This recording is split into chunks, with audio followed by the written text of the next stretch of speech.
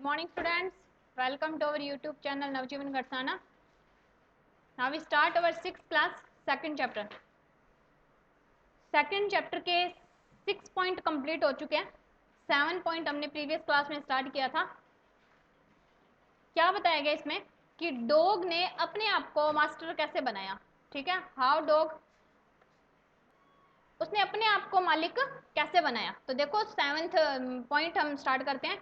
Now why did I have to come here. अभी why did I have to come here, हम यहाँ पर क्यों आए हैं. पहले डॉग ने क्या किया, वोल्फ को अपना मालिक बनाया, उसे लगा वो स्ट्रॉन्ग है.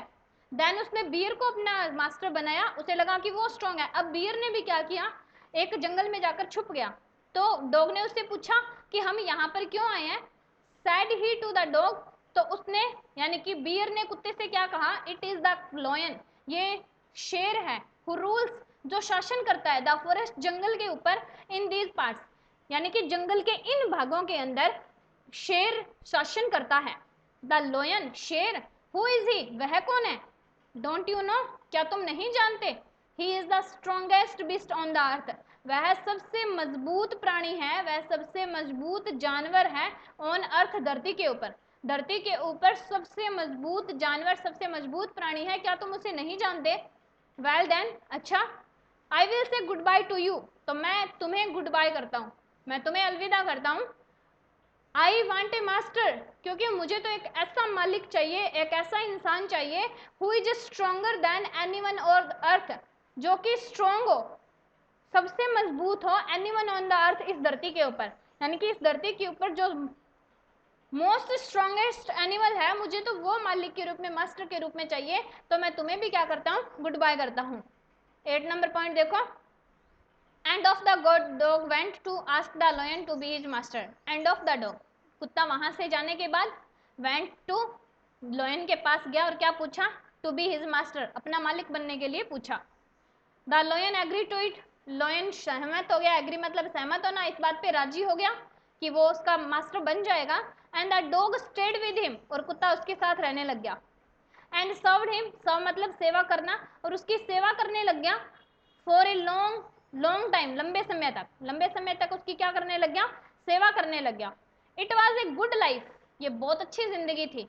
And he had nothing to complain of, और उसके पास कुछ भी नहीं था शिकायत करने के लिए, यानी कि कोई भी काम अच्छा ऐसा नहीं था जिससे उसे कोई शिकायत हो. कंप्लेन मतलब शिकायत हो, किससे, लॉयन से. For there was no stronger beast in the forest, क्योंकि उसे लगता था कि जंगल के अंदर कोई भी इतना स्ट्रॉन्ग जानवर, इतना मजबूत जानवर नहीं है देन, जितना कि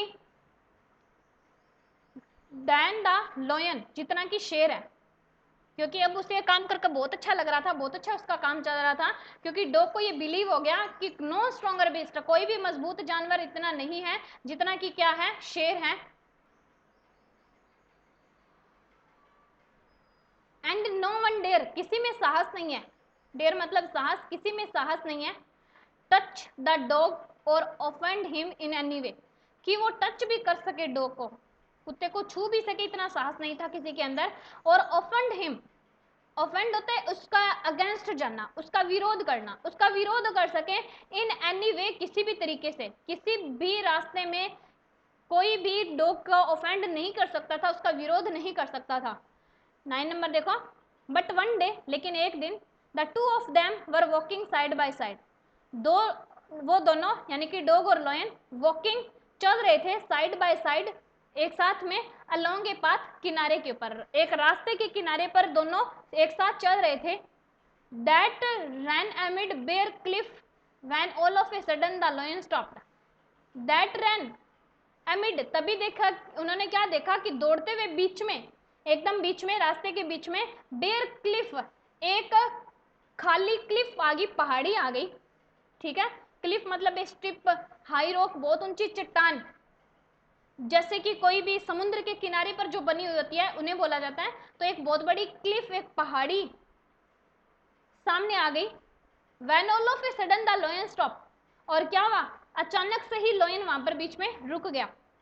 ही गैव ए ग्रेट रोर, वह जोर जोर से दहाड़ने लग गया, रोर मतलब दहाड़ना, वो जोर से दहाड़ने लग गया।